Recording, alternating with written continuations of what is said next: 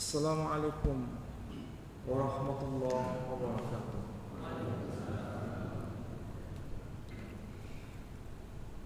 Alhamdulillahi wahdah.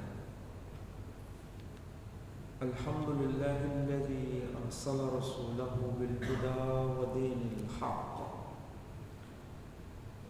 liyudhhirahu 'ala ad-din kullihi wa kafaa billahi shahidan.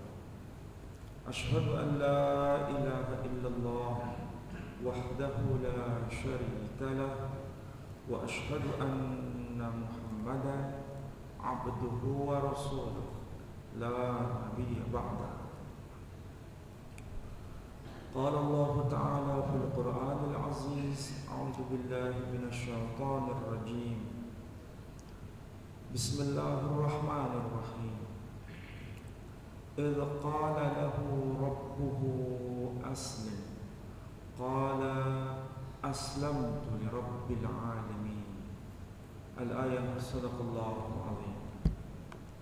Saudara-saudara, Bapak Ibu sekalian yang saya hormati, alhamdulillah pada waktu subuh ini kita bisa bersama-sama menghadiri majelis yang mulia ini dalam rangka thalabul ilm. Mudah-mudahan kebersamaan kita semua mendapat maghfirah dan rahmah dari Allah Subhanahu wa taala. Bapak Ibu sekalian, tadi saya bacakan ayat yang termaktub dalam surah Al-Baqarah, yakni surah yang kedua, ayat yang ke-131. Surah Al-Baqarah ayat 131 ini ayatnya pendek tetapi maknanya dalam. Kalau kita cermati ayat ini memberikan pelajaran bagi kita bagaimana kita bisa meneladani tokoh kunci yang Allah abadikan di dalam surah ini, dan itu ada kaitan dengan apa yang dibaca oleh imam kita tadi. Ada kaitan tokoh yang dimaksud. Ayat ini kalau diterjemahkan, Bismillahirrahmanirrahim. Idh qala lahu, ingatlah tatkala telah berkata kepadanya.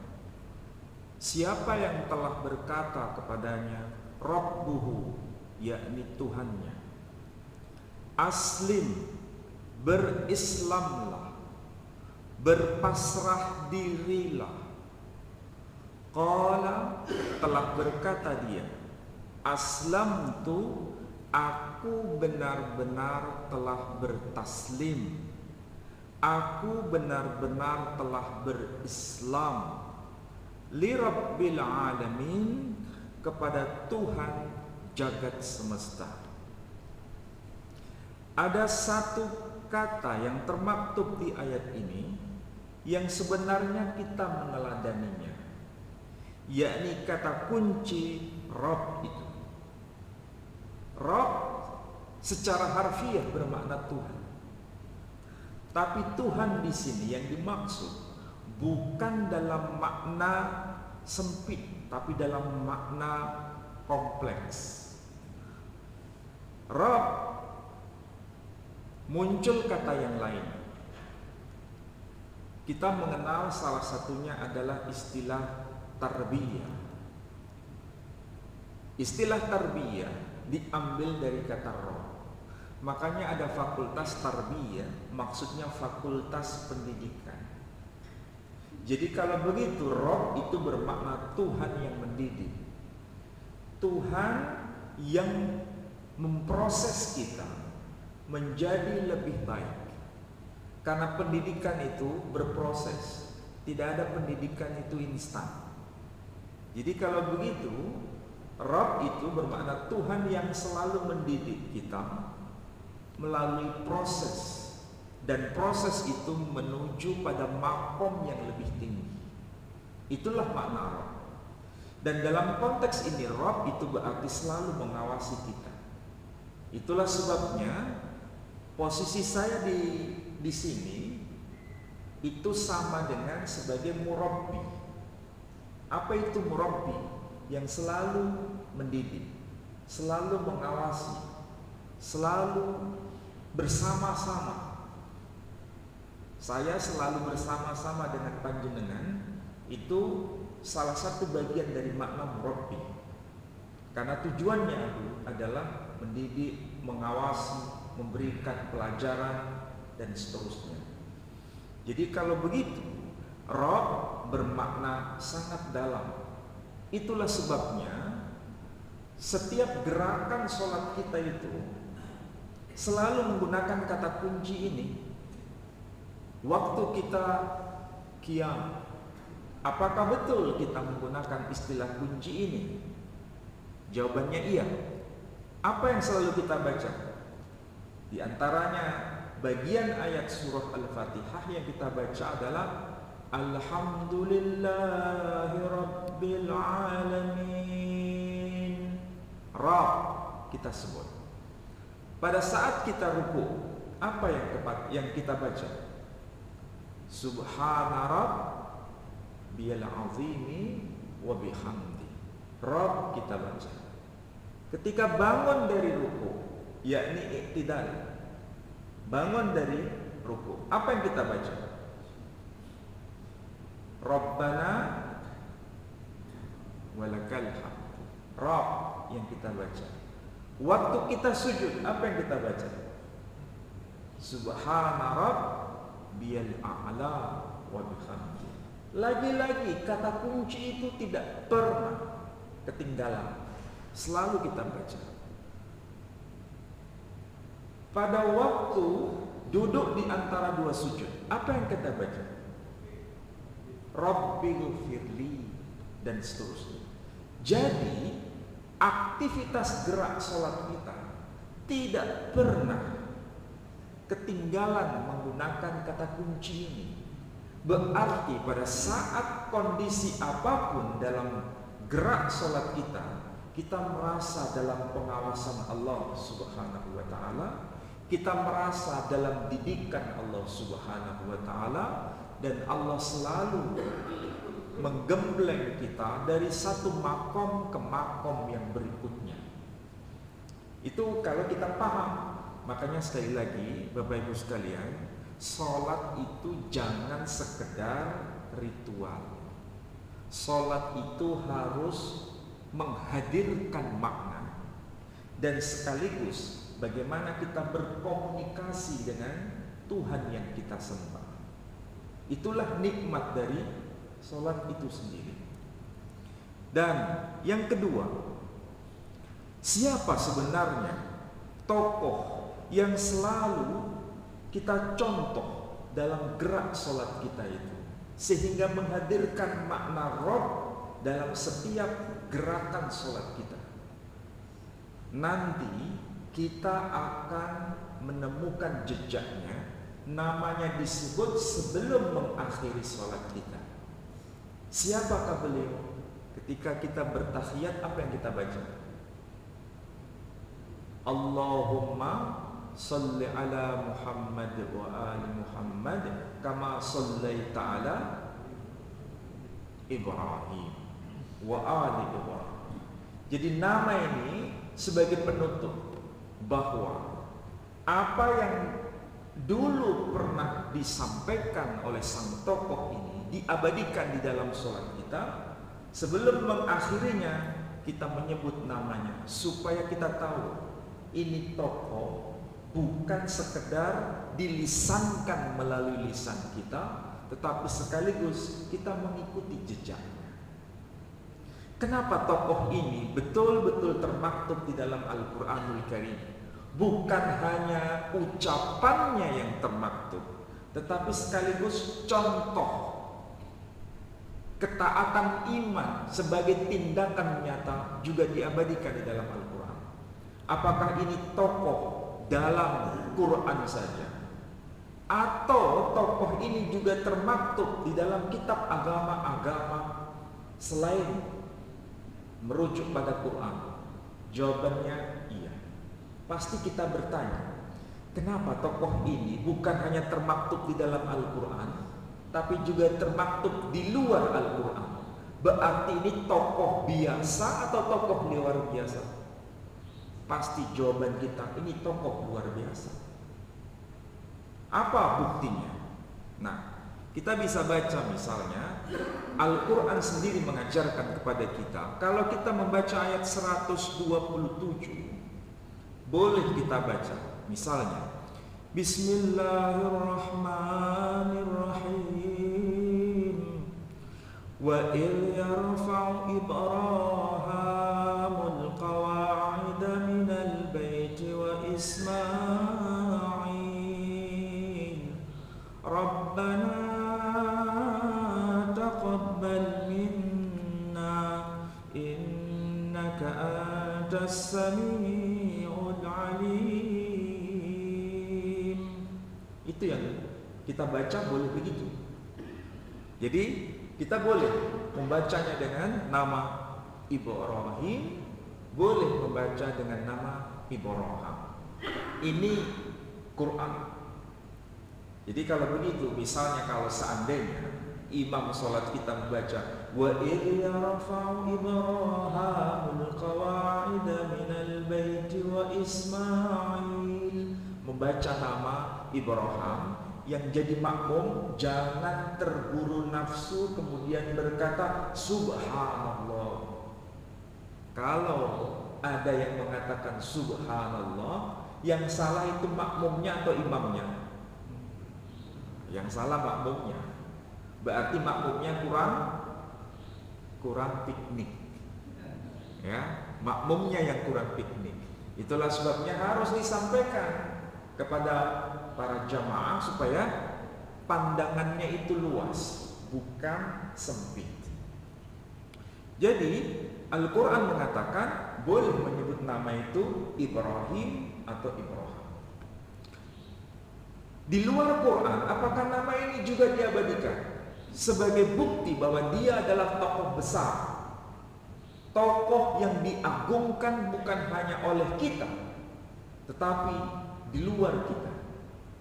Ini tokoh bukan milik kita, tapi milik bersama. Apa buktinya? Di luar Quran nama ini disebut dengan sebutan Abraham. Abraham, bukan Ibrahim, bukan Ibrahim, tapi Abraham. Makanya ada ayat sampai hari ini di kitab saudara kita non-muslim disebutkan Bnei Abraham Yitzhak wa Ismail. Anak-anak Abraham ialah Yitzhak wa Ismail. Nah, Quran menyebut Ishak, mereka menyebut Yitzhak. Kita menyebut Ismail, mereka menyebut Ismail. Jadi nama tokoh besar ini disebut Abraham. Selain disebut Abraham, beliau juga disebut Abram. Jadi Abraham. Perhatikan itu, perubahan nama itu. Ibrahim,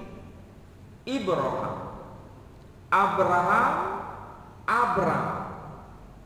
Hindu di pasar Bali ataupun India menyebut tokoh ini dengan nama Abhiram.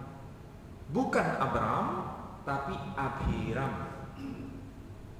Kalau begitu, ini tokoh benar-benar luar biasa.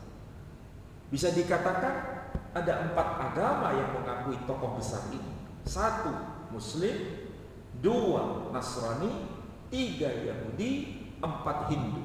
Bayangkan, ada nggak tokoh kayak begini diakui bersama? Kalau kita ini, jangankan Nabi Ibrahim, kita saja. Kalau kita dikenang namanya oleh banyak orang, bukan oleh 1 orang 2 orang, tapi dikenang nama kita oleh banyak orang, bukan orang dekat tapi juga orang jauh, berarti kita ini orang biasa atau orang luar biasa? Sampean bisa jawab sendiri.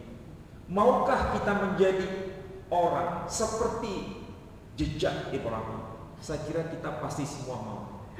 Kita pasti ingin dikenal dan ingin dikenal karena kita pernah memberikan kebaikan kepada siapapun, sehingga nama kita abadi. Nabi Ibrahim alaihissalam sudah lama tiada. Tetapi jejak telapak kakinya abadi sampai hari ini. Bahkan disebut dalam imam sholat kita tadi maqam Ibrahim. Apa itu maqam Ibrahim? Jejak telapak kaki Ibrahim sampai hari ini terpelihara. Dan itu menjadi bukti ini tokoh besar. Nah, yang menjadi penting ini berkaitan dengan ibadah kita yang sangat agung, insya Allah tanggal 17 besok. Maka mulai sekarang harus ada persiapan yang ekstra supaya tidak salah jalan. Apa maksudnya supaya tidak salah jalan? Begini, ibadah agung besok tanggal 17 Juni, maksudnya Idul Kurban, itu jangan dipahami sebagai ritual semata-mata. Kalau kita memahami hanya sekedar kurban, penyembelihan kurban binatang sebagai acara ritual semata-mata, maka kita akan kehilangan dari maksud kurban itu. Dan hal ini sebagian besar kita lakukan. Kita tidak menyadar bahwa itu adalah kekeliruan kalau hanya dimaknai sebagai ritual semata-mata. Bukankah kita selama ini tidak mendapatkan sesuatu yang baru, tidak mendapatkan sesuatu makna yang baru, meskipun kita lakukan setiap tahun, hanya karena keliru dalam memaknai kurban. Hal yang baru kita jadikan contoh begini. Ajaran kurban itu sebenarnya bukan mulai muncul pada masa Nabi Ibrahim. Ajaran kurban itu sudah muncul pada masa awal zaman. Pada masa siapa? Nabi Adam. Kita tahu anaknya Nabi Adam itu ada dua yang dikenal. Pertama, Qabil, kedua, Habil. Kita pasti semua paham. Dan di dalam Al-Quran diabadikan, Qabil melaksanakan kurban, Habil melaksanakan kurban. Pertanyaannya sekarang, kurban siapa yang diterima dan kurban siapa yang ditolak? Jadi kurban tidak otomatis diterima. Ini harus menjadi perhatian kita. Kenapa ada kurban yang diterima? Kenapa ada kurban yang ditolak? Kita dihadapkan pada dua pilihan nanti. Setiap kurban yang kita lakukan ada potensi untuk diterima, ada potensi untuk ditolak. Tergantung dari niat kurban kita. Kalau niat kurban itu tidak sesuai dengan apa yang dikehendaki oleh Allah Azza wa Jalla, maka kurban kita sia-sia. Ini menjadi catatan bagi kita sebagai muslim. Jangan terjebak pokoknya asal kurban. Jangan terjebak hanya karena kalau enggak kurban kok sawangane, tahun ini kurban, saiki kok gak kurban. Kalau itu yang menjadi pikiran kita, berarti kita salah jalan. Sekali lagi, kurban jangan dimaknai sekedar kurban. Karena ada kurban yang diterima, ada kurban yang ditolak. Nah, pertanyaannya sekarang, kita berada pada posisi yang mana? Kurban yang diterima atau kurban yang ditolak? Orang secara umum akan melihat bahwa keduanya memang berkurban, dan secara umum itu dianggap baik. Jadi secara umum orang akan melihat itu sama-sama baik. Tetapi hakikatnya kurban yang diterima dengan kurban yang ditolak itu berbeda. Maka pertanyaannya sekarang, bagaimana supaya kurban kita itu diterima? Bukan kurban yang ditolak. Syaratnya cuma satu, motifnya harus benar. Motifnya, supaya motifnya itu harus benar, Allah bukan sekedar berkurbanlah, Ayatnya jelaskan, sangat pendek. Bismillahirrahmanirrahim. Inna a'tainakal kautsar fasalli lirabbika wanhar. Ini perintah, berkurbanlah. Tapi berkurbanlah itu ada juklaknya, ada petunjuknya. Melalui siapa? Melalui tokoh yang bisa kita contoh, supaya motifnya itu benar. Siapa tokoh yang dimaksud? Tokoh yang dikenal dan dikenal oleh semua agama. Siapa itu? Ibrahim alaihissalam. Nah, sekarang kita pasti merenung bersama. Bukankah sebetulnya syariat kurban itu menyembelih binatang? Jawabannya iya. Kurban itu menyembelih binatang. Tetapi kenapa kurban menyembelih binatang itu harus melalui drama? Drama dengan penyembelihan manusia. Kenapa harus begitu? Apa tujuannya dan apa maksudnya? Saya ulangi lagi. Kurban itu sebenarnya menyembelih binatang. Iya. Tapi kenapa perintahnya itu bukan menyembelih binatang, tapi perintahnya itu menyembelih manusia. Dan itu ditujukan kepada Ibrahim. Kenapa selama ini kita tidak merenung? Kenapa selama ini kita tidak fokus pada motif itu? Apa yang menjadi latar peristiwa kurban itu? Kenapa sejak awal Allah Subhanahu wa taala tidak memerintahkan kepada Ibrahim untuk menyembelih binatang? Kenapa? Bukankah sederhana? Misalnya Ibrahim sembelihlah ternak. Kan sudah cukup, selesai.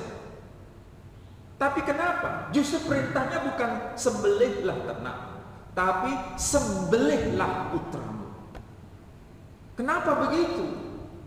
Ini ada kaitan dengan motif, ada kaitan dengan tujuan dari kurban itu. Kita pasti bertanya secara umum, kalau kita ini diperintah,